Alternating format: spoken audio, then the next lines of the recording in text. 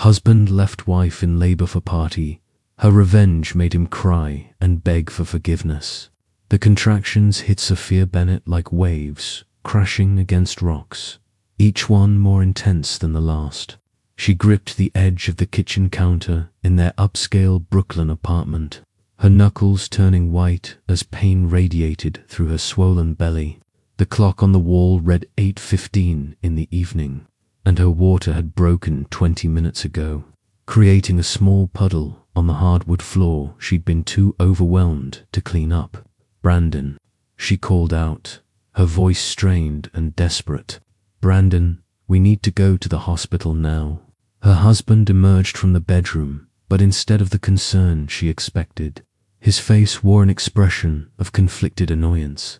He was dressed in an expensive navy suit, the one he reserved for important occasions, and his fingers fumbled with his tie as he approached her. "So far. Listen, I know the timing is bad, but David just texted me," Brandon said, his eyes avoiding hers as another contraction made her double over. "The CEO is throwing this exclusive networking party at his penthouse tonight.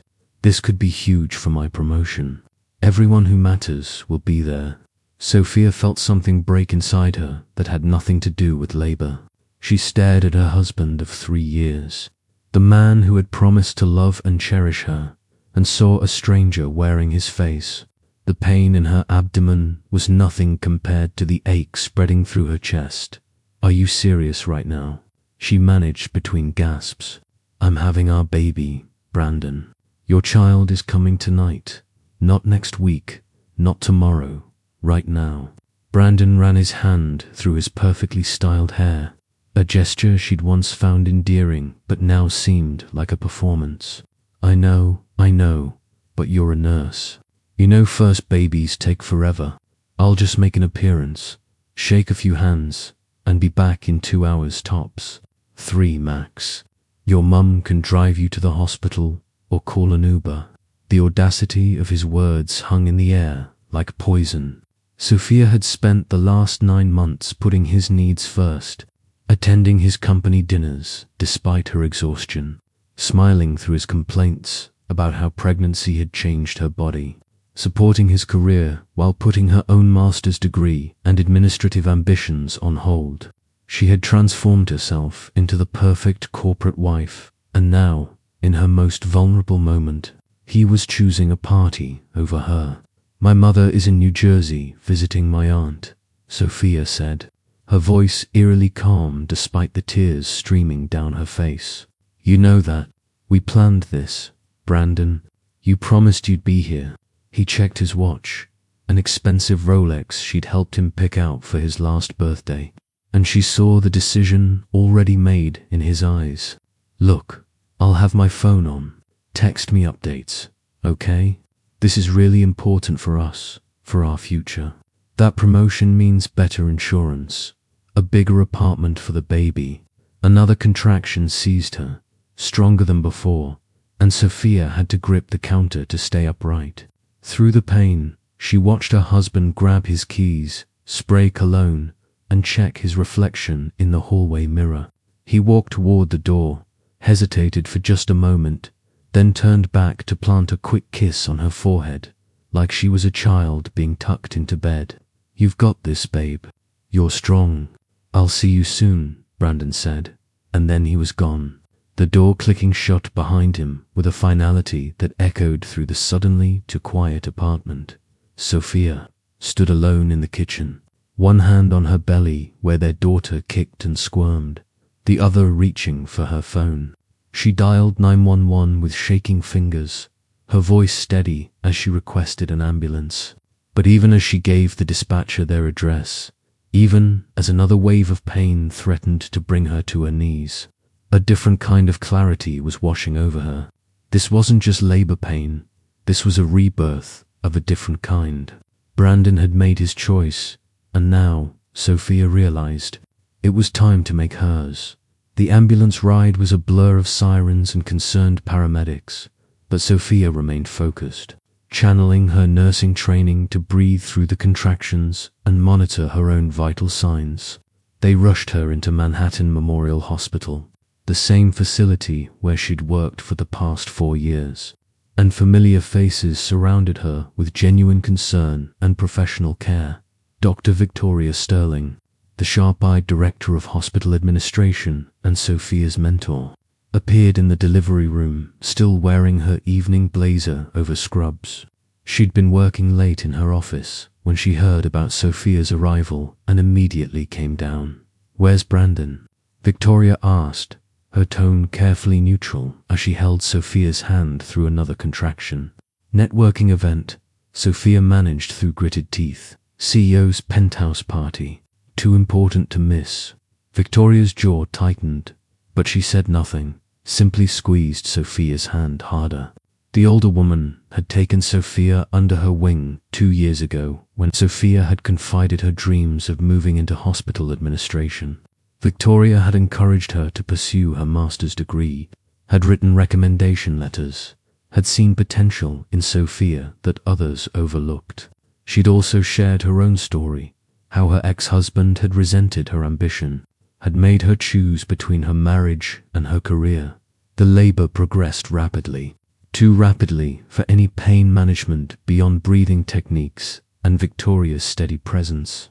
At 11:47 that night, Sophia brought her daughter into the world with a primal scream that seemed to release more than just a baby. Little Zara Bennett entered the world with powerful lungs and a full head of dark curls, perfect and beautiful and worth every moment of pain. As the nurses cleaned and swaddled Zara, Sophia reached for her phone with trembling hands. No messages from Brandon, no missed calls, nothing. She opened Instagram, something she'd been avoiding during labor, and her heart turned to stone. There he was, her husband, in a series of posts from various party attendees. Brandon with a champagne flute, laughing with executives. Brandon taking selfies with attractive co-workers. Brandon dancing, his tie loosened, clearly having the time of his life while she'd been bringing their child into the world alone.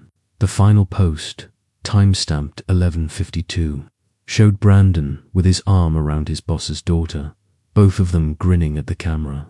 The caption read, "When the CEO throws a party, you don't miss it. Hashtag networking goals, hashtag future VP, hashtag living my best life." Victoria, who had been reviewing Sophia's chart, noticed the change in her expression. "What is it?" Wordlessly, Sophia handed her the phone. Victoria scrolled through the posts, her professional mask slipping to reveal genuine anger. She returned the phone and pulled up a chair beside Sophia's bed, her voice low and intense. "I'm going to say something, and I want you to really hear me," Victoria began. 3 months ago, the board approved a new position, Associate Director of Nursing Administration. It's a 6-figure salary, full benefits, and it's designed for someone with exactly your background and credentials. I've been holding the job posting because I wanted to offer it to you first, but you kept telling me the timing wasn't right, that Brandon needed you to focus on supporting his career right now. Sophia looked down at baby Zara sleeping peacefully. In her arms, this tiny perfect person who deserved better than a father who chose Instagram moments over her birth. "What are you saying, Victoria?" "I'm saying that while you've been building someone else's dreams, you've been burying your own," Victoria replied. "And I'm saying that this man just showed you exactly who he is. The question is, what are you going to do about it?" Sophia felt something shift inside her, like tectonic plates realigning after an earthquake. She'd been so focused on being the supportive wife that she'd forgotten who she was before Brandon, the ambitious, brilliant woman who had graduated top of her nursing class, who had earned her master's degree while working full-time, who had always dreamed of making real change in healthcare administration. "Tell me more about this position," Sophia said quietly, and Victoria smiled. Brandon finally arrived at the hospital at 2 in the morning, smelling of expensive cologne and champagne, his eyes slightly glazed. He rushed into the recovery room with theatrical concern, immediately reaching for Zara without washing his hands. forcing Sophia to pull the baby away. "Oh my God, she's beautiful.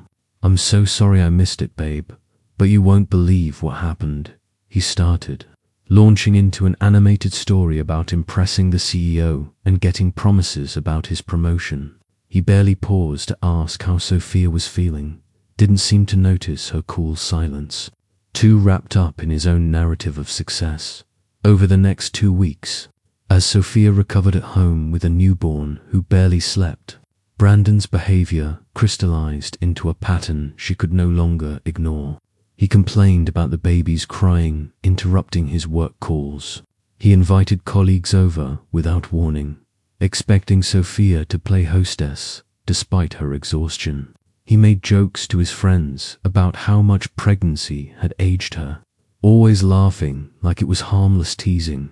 But Sophia was no longer the woman who would have swallowed those small cruelties.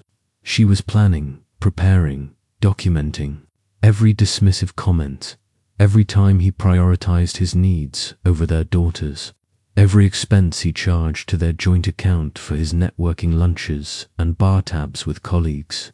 She recorded it all in a private journal.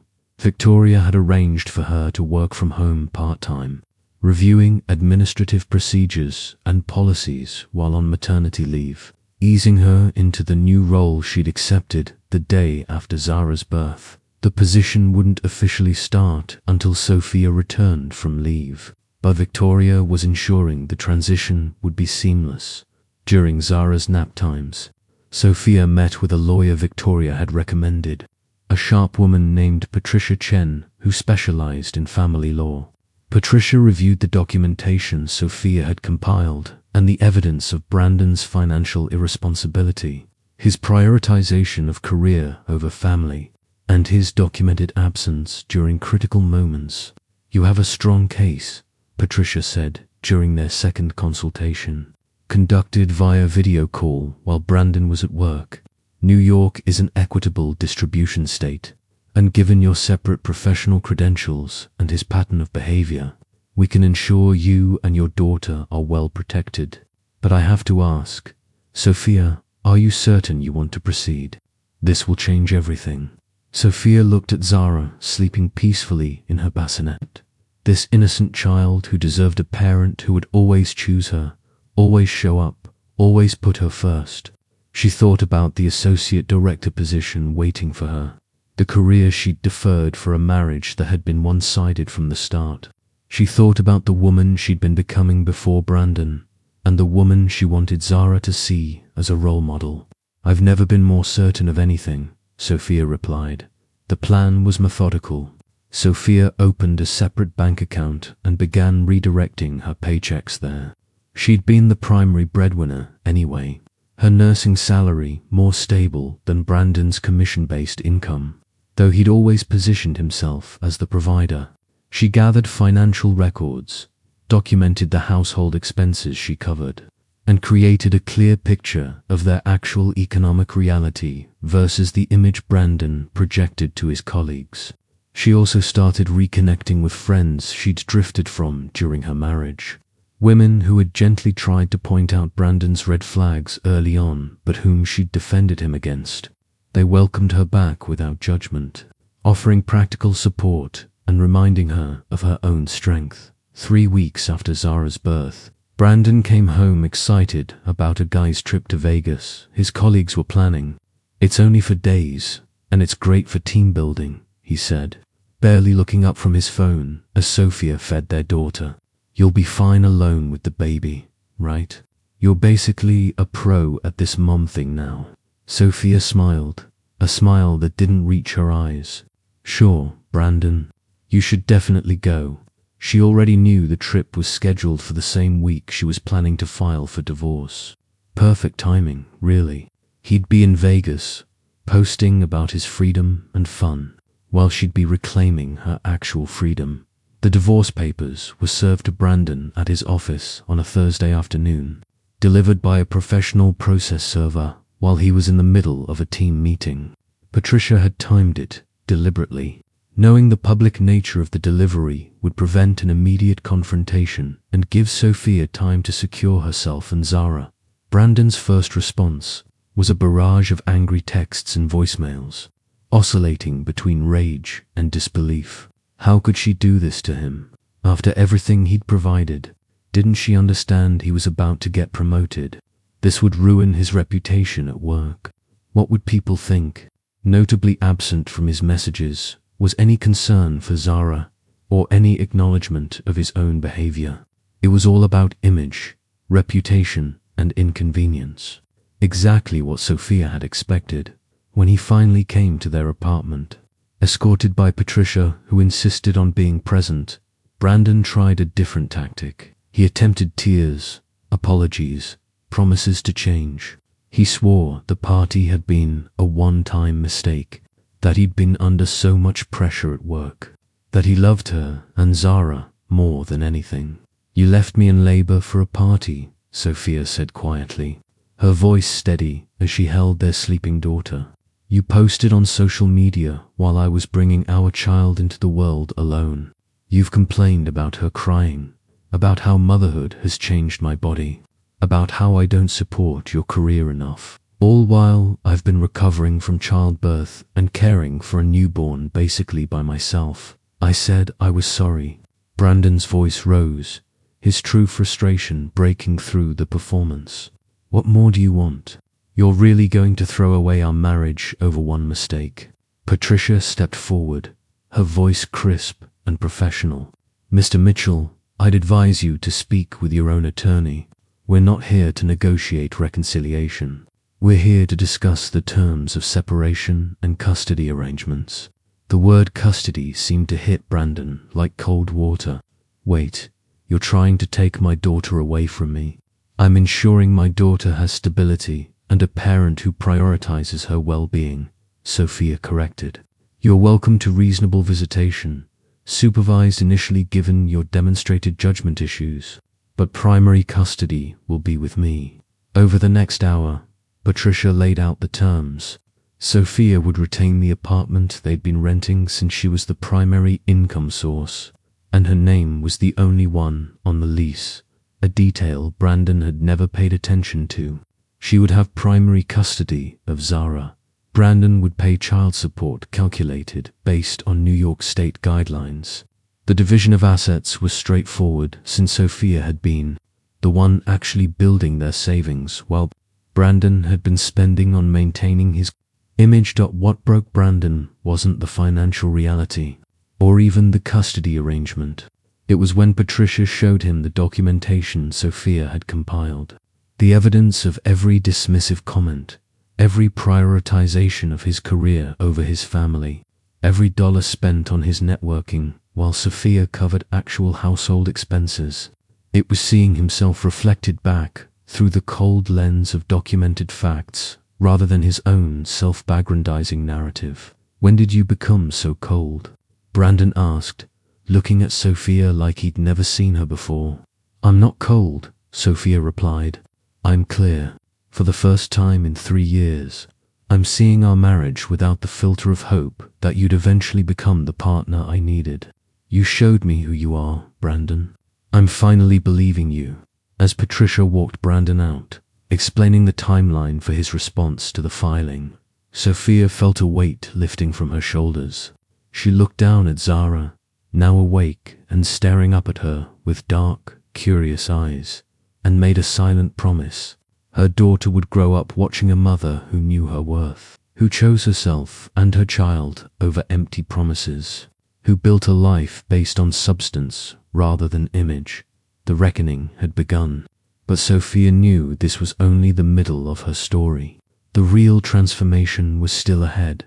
Sophia returned to work 6 weeks after Zara's birth, walking into Manhattan Memorial Hospital not as a floor nurse, but as the Associate Director of Nursing Administration. Victoria had ensured her office was ready, had arranged for the hospital's subsidized childcare program to prioritize Zara's enrollment, and had scheduled her first week to be training-focused rather than overwhelming. The role was everything Sophia had dreamed of and deferred. She was responsible for overseeing nursing protocols across 4 hospital departments, implementing new patient care standards, and serving on committees that shaped hospital policy. Her Columbia master's degree, which she'd completed online while working full-time and supporting Brandon's career, was finally being put to use. Her colleagues, many of whom had worked alongside her as nurses, celebrated her promotion genuinely. They'd watched her brilliance being underutilized for years, had seen her defer opportunities because of her marriage, and were thrilled to see her stepping into her potential. The nursing staff respected her because she'd been in the trenches with them, understood their challenges intimately, and brought both compassion and strategic thinking to administration. Brandon, meanwhile, was spiraling. The divorce had become gossip at his office, and the image he'd carefully cultivated of the successful family man was crumbling. His expected promotion was delayed, with his boss citing concerns about his judgment and stability. The colleagues who'd partied with him were suddenly less available, distancing themselves from what they perceived as drama. He tried multiple times to convince Sophia to reconsider, showing up at the hospital, sending flowers, even attempting to ambush her at the apartment. Each time, Patricia's firm cease and desist letters and the threat of a restraining order pushed him back. His supervised visitations with Zara were awkward and brief, more about him trying to prove he was a good father than actually connecting with his daughter. The breaking point came 3 months after the divorce filing. During what should have been a routine custody hearing, Brandon arrived with an expensive attorney, clearly ready to fight for joint custody and reduced child support. His lawyer painted Sophia as vindictive, suggested she was alienating him from his daughter, implied that her new high-powered job meant she was neglecting Zara. But Patricia was prepared. She presented testimony from the hospital daycare staff about Sophia's attentive parenting.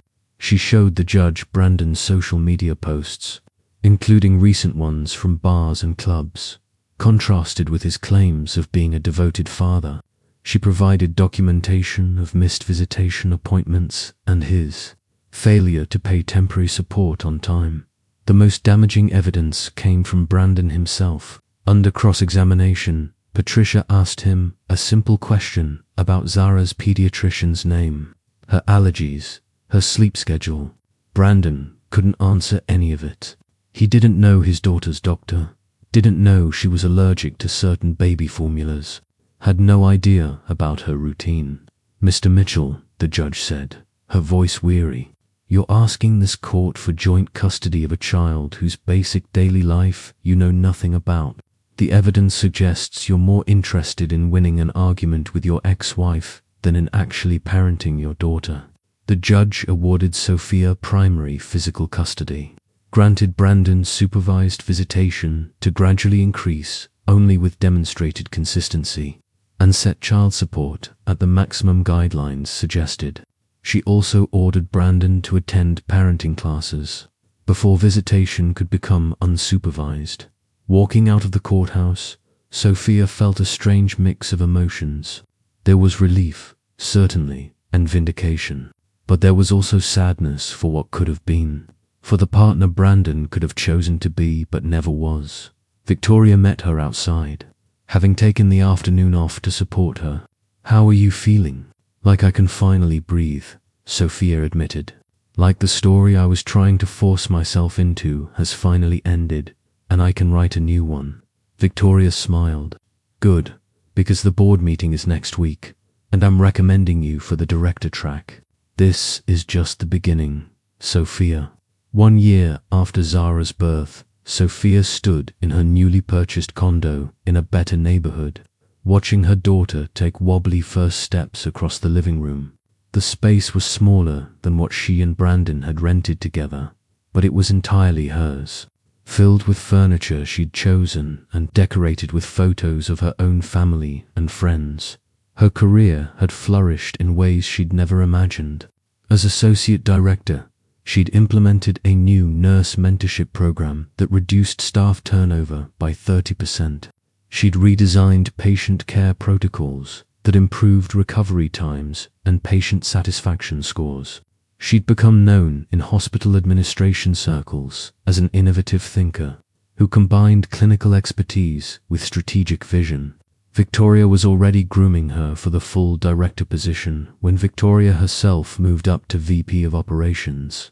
But the real transformation wasn't professional, it was personal.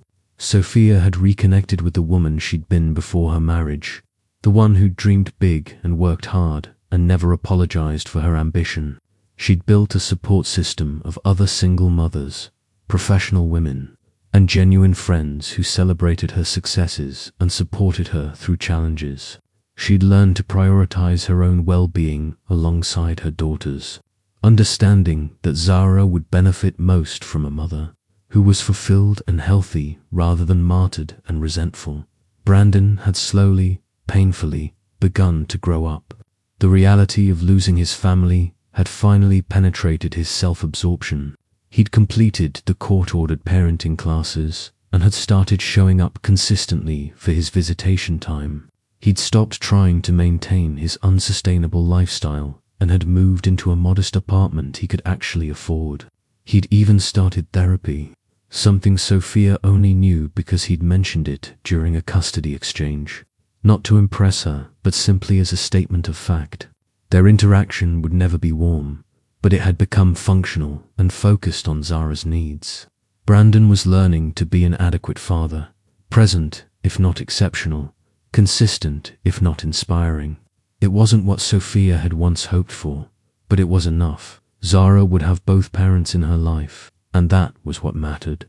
The moment that brought everything full circle came on Zara's first birthday. Sophia threw a party at their condo, inviting her nursing colleagues, Victoria, Patricia, and the friends who'd supported her through the hardest year of her life.